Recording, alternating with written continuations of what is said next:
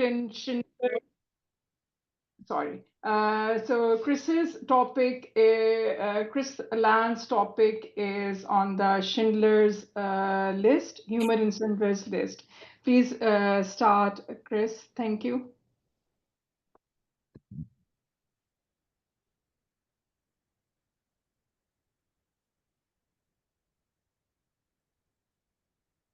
About that.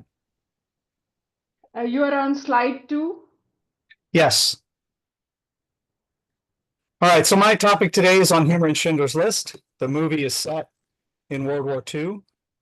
It is definitely not a comedy. In fact, you could reasonably call it the opposite of a comedy. Nevertheless, the movie is filled with humor. And I've cataloged about over 25 examples. And really the theme that I'm making today is that humor and comedy are not the same thing. They're quite different. So I'm going to step through some of these. Let's see. So humor is an internal experience. It's something that happens inside the mind of the observer. But many times there is an external cause we can point to, and it's something that we share. We experience the same thing, and that's how we can have conversations about humor. Humor is an ingredient in human experience. So it's always a part of something else. It's part of something larger. And that implies that there are other ingredients as well. And we will look at those here. Some of the elements are cinematic, the aspects of it being a movie. And then there's aspects of character motivation, emotions that are experienced both by the characters and by the audience. And then topics like social interaction that are alongside the humor that we experience. I also want to point to different humor perspectives. There's the perspective that the filmmakers have, ones that the characters have, and then also the audience. So the first example here, this happens early in the film, and Oscar he wants to meet with Nazis and get permission to do things. And so he goes to a nightclub, and he says to one of the officers there, "You'd leave a woman alone in a place like this?" And on the surface, this is criticism. This is ridicule. He is chiding this man for doing the wrong thing. Except if you look at his handshake, he's actually signaling that he's not meaning the criticism that he's making. In fact, what he really means is the opposite of what he's saying. And he's doing this in a visible way. He wants the gentleman he's talking to know that he's just kidding with this. And so this is a form of sarcasm, saying the opposite of what you believe, and doing so in a visible way. And most sarcasm that you'd encounter might be called negative sarcasm, where you have a positive statement with a negative meaning. But here, this is a negative statement, but it conceals a positive sentiment. So he's intending that this joke he's making be seen as teasing only, not as mockery. And of course, from the point of view of the story, he is schmoozing.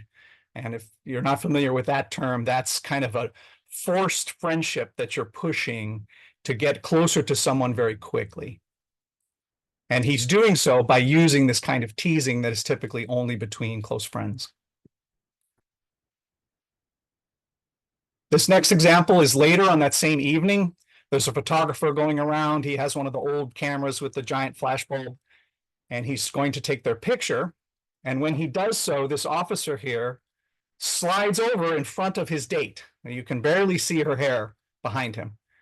And so they're posing for this picture. And normally when you pose for a picture, you all pose. You don't shove someone else out of the way. And so for him to do that is seen as something funny by people who are watching. And the filmmakers intended this. So we see this, the schmoozing is working. From the character's perspective, though, you'll see they're smiling here, but they don't see it the same way that we do in the audience. And so, smiling is something that you can do when you experience humor, but from all of the cues and the motion that's going on here, this isn't something that these characters are experiencing as humorous. We're laughing kind of at them. All right. So a little later, this is in the Jewish ghetto. Goldberg here on the right has become a police officer, a Jewish police officer. So he wears the star, the Jewish star on his helmet and the coat. And Mila Pfefferberg here mocks him. She says, "You look like a clown, you know?" And her husband laughs at this joke. And unlike the previous one, which was teasing, this is mockery. She is mocking his appearance by saying his appearance looks like a clown. And this is a way of enforcing in groups and out groups. She's saying, implying that he's choosing the wrong path here and doing so by means of ridicule.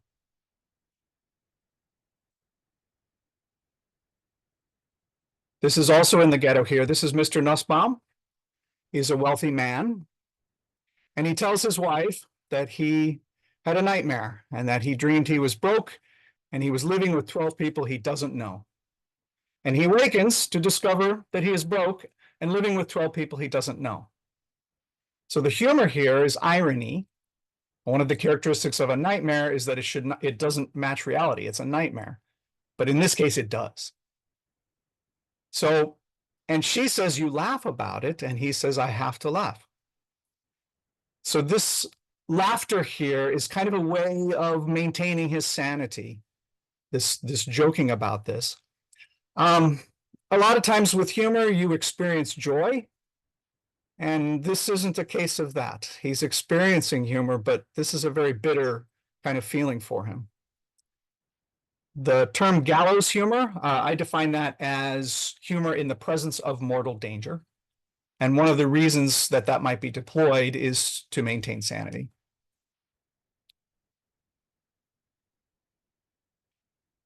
This is a little further. On the left here is the camp commandant, Eamon Goth. He is the primary villain in the movie. He is demonic. And Schindler wants his assistance because he wants to create his own subcamp using Jewish slave labor. And he's making this request. And Goth, in response to this, recites a list of hassles associated with running a camp. And he's talking about all of the hassles, and Oscar, you are foolish for wanting to do this. And as he does this, he's teasing Oscar effectively. And Schindler starts to chuckle in response. Now, this is not the kind of humor that the audience is going to find funny. This is something that, okay, this evil guy is finding funny. He says, and then he responds with a chuckle. He's still schmoozing. He's still trying to get close to the people who can do favors for him. For the audience members, we might differ in how we think this character is behaving. It could be that he does find this humorous and his chuckle is a genuine chuckle for that character. Or it could be that we think, well, he's probably doing this, it's a fake laugh. So he sees what the joke is supposed to be. He doesn't experience the joke in the same way, but he's laughing anyway to create the illusion that he shares his perspective. And so either option really is plausible. We can't go and ask this. This is a character. It's a work of fiction here, even though the person of Oskar Schindler was real. This portrayal could be either one of those things.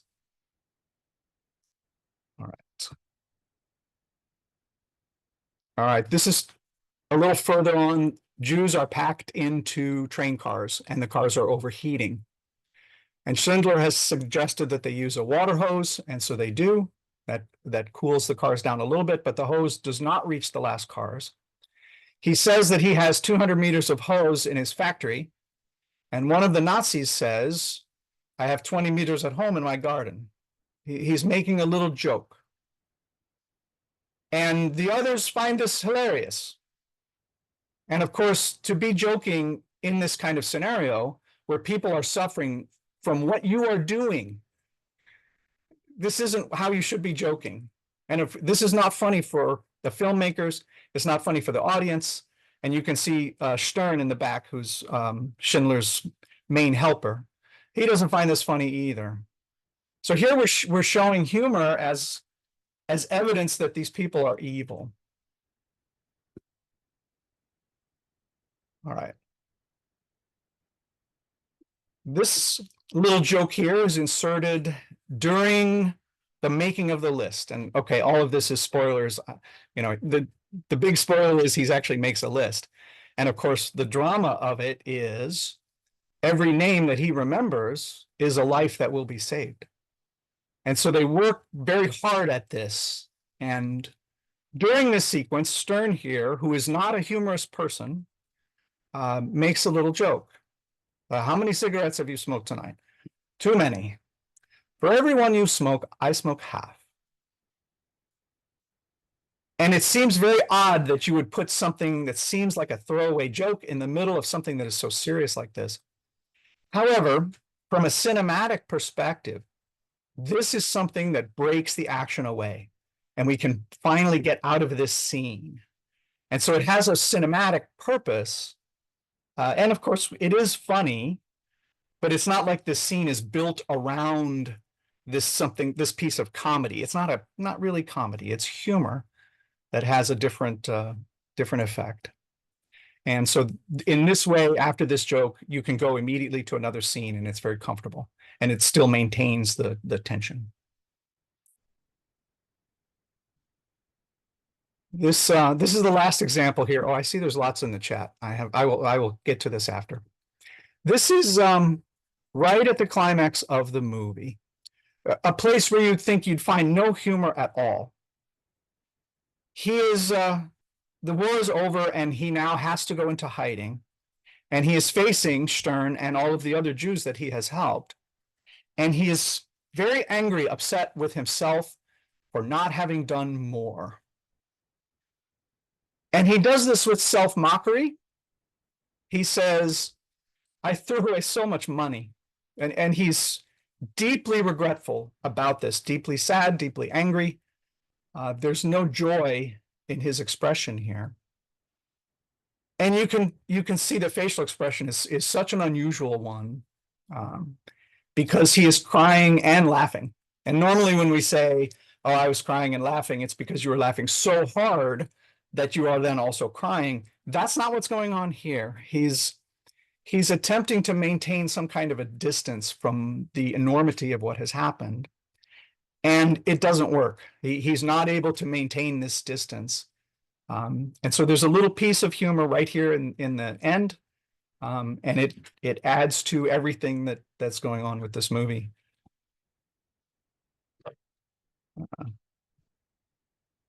I have all of these events cataloged on my website if people want to go and look for those later.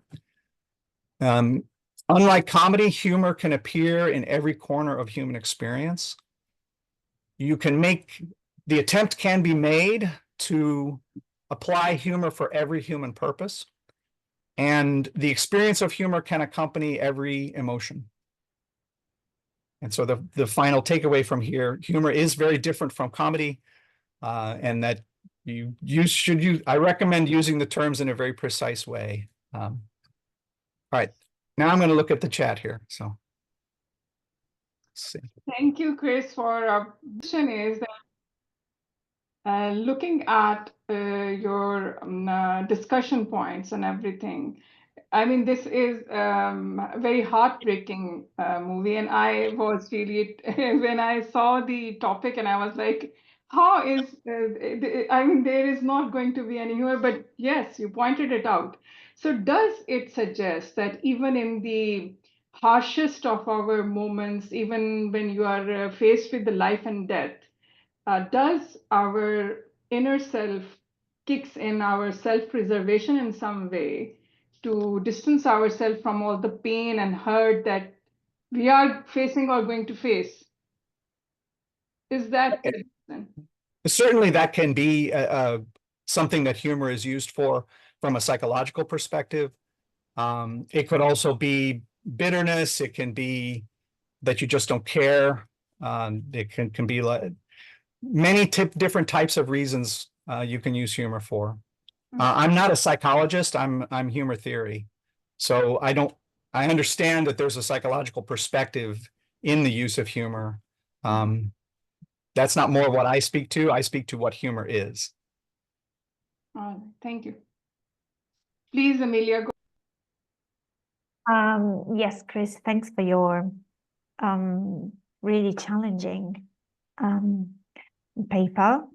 I just noticed that out of the examples you gave, there was no examples of humorous kids, maybe call them like this, from the people who were part of the list after coming out of the ghetto. So, for instance, we see some people that supposedly became part of the list whilst being in the ghetto. And then from the Jewish side of the group, there is only the helper, I can't really recollect his name, of Schindler in creating the list. But there is no occurrences, no examples from the people living the tragedy from the inside. Of course, they escaped camps, but they were still living the tragedy. So my question is about, this. Did you find any examples of humor that was not showcased in this presentation from the people who were in the list, during the narration? Because if not, the first thought that I had, of course, not only being Italian, but also because I guess we all share this experience, is that the only other humorous possibility showcased in videos is the one by Roberto Benigni, and that's the only one that I can think of which actually experiences the very tragic narration of the Holocaust. And then, I'm sure you know more than me about all this. Thank you. Yes, yes. Yeah, I on my website, I listed out all of the examples that I had picked up. As far as one of them that matches the criteria you're suggesting, one doesn't occur to me right now. There are examples that are a little more complex, and I didn't feel that they fit into this. I also wanted to pick so that there would be a big range of things, very light jokes, kind of very heavy jokes, and even Stern as a character, the way he kind of evolves, because he starts in one way and he moves through, and that is shown in the way he makes jokes, in the way he makes humor. That's kind of a revelation of his character. Yeah. And, if you haven't found, maybe that means that possibly you can only create humor when you are somehow emotionally detached. And maybe Stern and Schindler were a little bit more detached from the people, that were surrounding characters in the list. I don't know. It's just. Yeah, that could be. One thing I will mention, I often have mentioned to people, yes, there's humor in Schindler's List, and people laugh at that because they think that I am joking. I wouldn't expect it. Yeah, Well, of course, it's completely unexpected.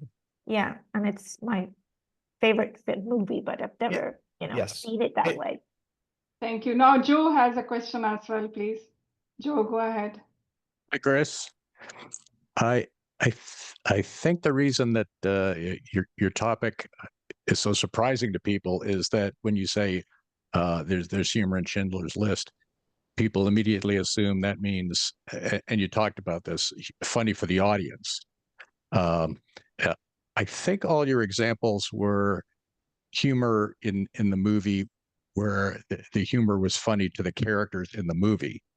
But did you find any examples of humor in the movie that was supposed to be funny for the audience? Yeah, and if not, many of them were like that. When he says, "For every cigarette you smoke, I smoke half." I mean, that's funny. That's funny for the characters. It's funny for the audience. The filmmakers intended that to be funny. But it's not really comedy. Like that's not the whole point of what's going on. Right. It's more using the humor. The characters are using humor the way people use humor, right, to ingratiate themselves, as a social lubricant, that kind of thing. Yeah. I think I was trying to think of movies about the Holocaust that actually had comedy that was supposed to be funny for the audience. And I think, Amelia, did you allude to one, Roberto Benigni, Life is Beautiful? Yeah, clearly Yes, I did. Yeah. a lot of comedy in that movie that was intended to make the audience laugh, but obviously they're very sad because the subject of the movie is very sad. And the another one I thought of was Jojo Rabbit, which Oh, actually yeah, has some that's right. very funny scenes. Very funny. It's about the Holocaust. So I guess my point is there are movies about the Holocaust that have scenes that are funny for the audience, and I think that's a higher degree of difficulty. Sure. Doing a movie where characters are behaving as humans using humor is great if the subject is dark, but even harder is getting the audience to laugh when the subject of the movie in general is very dark. Yeah, I mean, there's such a thing as black comedy, many different varieties of that. You have Fargo, you have Arsenic and Old Lace. Then you have something like The Death of Stalin, which, like, if you accurately described what that movie is to someone, they wouldn't believe that it's real. Like, how can you have something that's funny and also show all of these things? And yet the movie exists. Yeah. But Schindler's List is not that. There's no attempt to make this a comedy at all. It is totally drama. Thank All you. right, Chris, there are comments from Amy, and I have copied them again in the chat. Can you see the chat, or should I say it out loud? Yes, I see. Which go ahead and read it again. I have added them at the end of the chat, so it would be easy. Oh, I If see. cannot, then I'm going to read it out. Yes. Well, I mean, the Jewish history is fraught with trauma. You kind of wish that, as a culture, that they had developed something like a sense of humor as a coping mechanism, but there's just hardly any Jewish comedians that you can name. Okay, I'm joking.